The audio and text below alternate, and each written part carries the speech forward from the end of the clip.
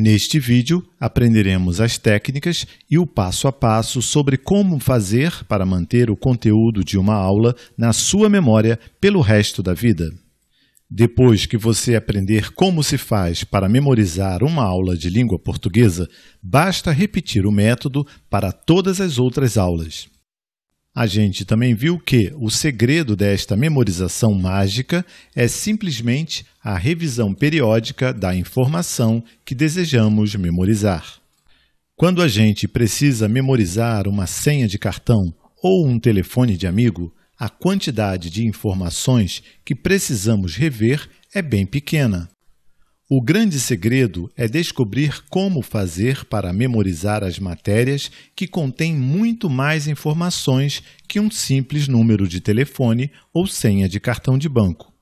Então, para conseguir memorizar um texto com muitas palavras, o primeiro passo é fazer um pequeno resumo do conteúdo do texto. Desta forma, a gente vai transformar um texto grande em um pequeno texto que contém somente algumas palavras. É importante que você aprenda a fazer estes resumos para que a revisão seja tão rápida quanto olhar um número de telefone anotado em um papel. Depois de resumir a informação, fica fácil fazer a revisão periódica, assim como fazemos com os números de telefone ou senhas de cartão.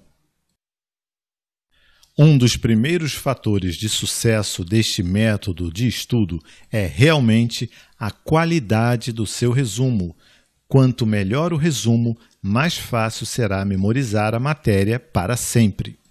Assim como a gente memoriza várias informações simplesmente dando uma rápida olhada para ela, como é o caso dos números de telefones, a gente vai fazer a mesma coisa com a língua portuguesa. E é exatamente isso que vou lhe mostrar agora para que você comece a praticar e aprender língua portuguesa hoje mesmo. Como fazer o resumo de um texto?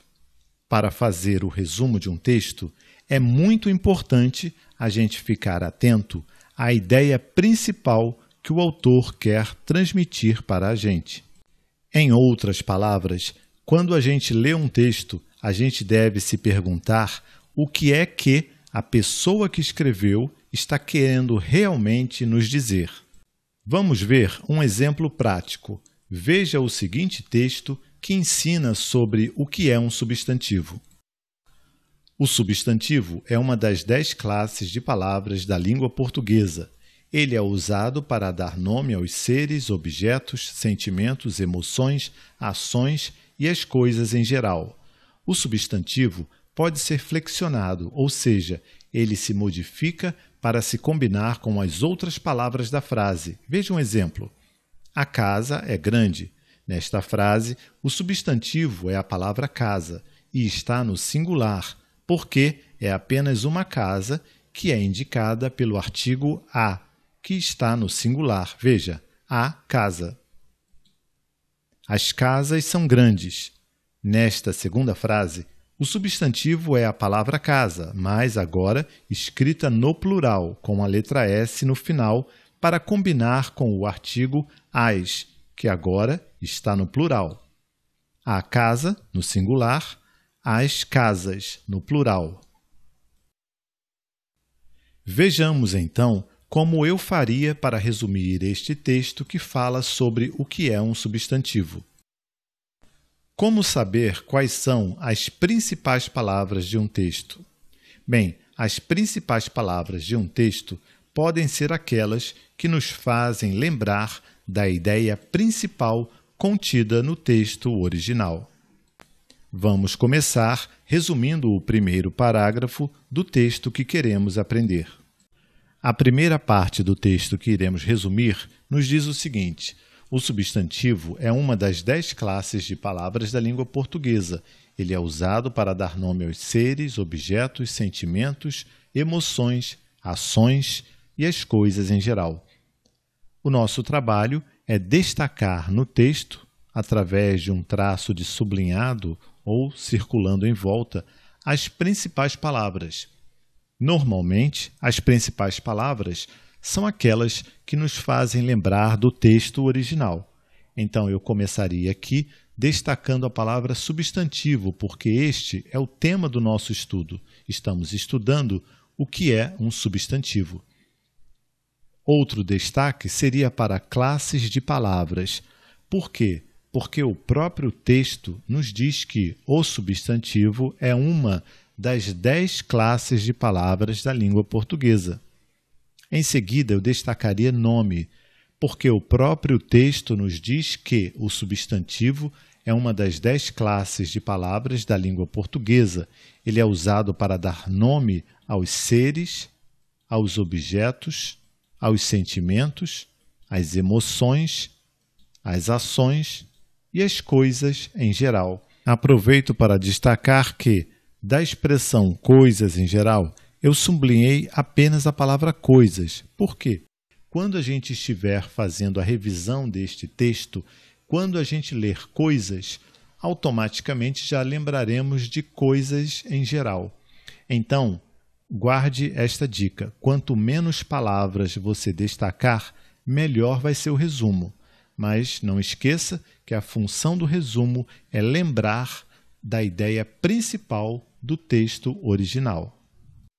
Então, uma vez que nós já decidimos quais são as principais palavras do texto que estamos resumindo, o próximo passo é copiar estas palavras para a nossa ficha de resumo, que pode ser uma ficha de papel que você adquire numa papelaria, mas também pode ser uma folha de caderno universitário, que você pode dividir em 2 partes, fazendo 2 fichas em cada folha, ou então uma folha de caderno pequeno.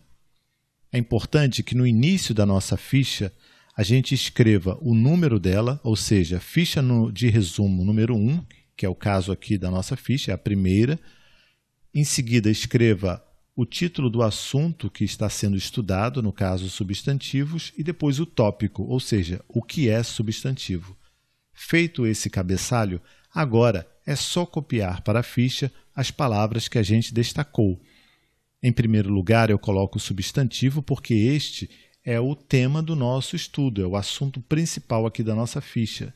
Depois eu copio para cá classes de palavra, depois nome, depois seres, objetos, sentimentos, emoções, ações, coisas em geral.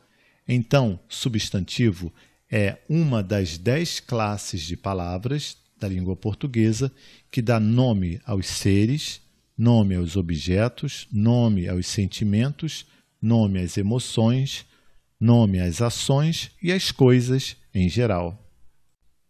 Então, a nossa ficha de resumo fica assim. Substantivo é uma das 10 classes de palavra da língua portuguesa que dá nome aos seres, aos objetos, aos sentimentos, emoções, ações e às coisas em geral. Agora vamos continuar com o resumo do segundo parágrafo do texto que queremos aprender. Nesta segunda parte do texto, temos que o substantivo pode ser flexionado, ou seja, ele se modifica para se combinar com as outras palavras da frase. Veja um exemplo. A casa é grande. Nesta frase, o substantivo é a palavra casa e está no singular porque é apenas uma casa, que é indicada pelo artigo a, que está no singular. Veja, a casa, singular. As casas são grandes. Nesta segunda frase, o substantivo continua sendo a palavra casa, mas agora escrita no plural com a letra S no final, para combinar, ou seja, para se flexionar com o artigo as, que agora está no plural.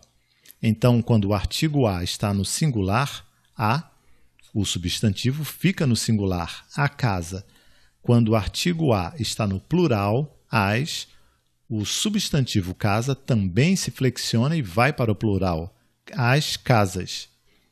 Portanto, neste texto, as principais palavras que eu destacaria seriam flexionado, para indicar que o substantivo se flexiona, ele se combina com as outras palavras da frase, e destacaria, por último, os exemplos a casa e as casas, que nos farão lembrar das explicações que acabamos de ver.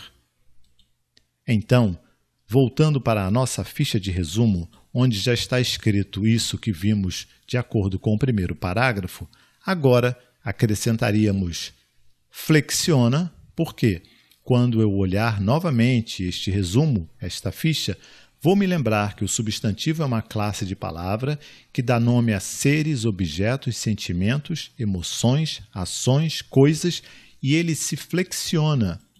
Se flexiona para se combinar com outras palavras. E um exemplo disto é a casa, ou seja, ele fica no singular quando as outras palavras estão no singular, e as casas, ou seja, o substantivo fica no plural quando as outras palavras também estão no plural. Pronto, acabamos de fazer um resumo pequeno sobre este texto grande que fala sobre substantivo.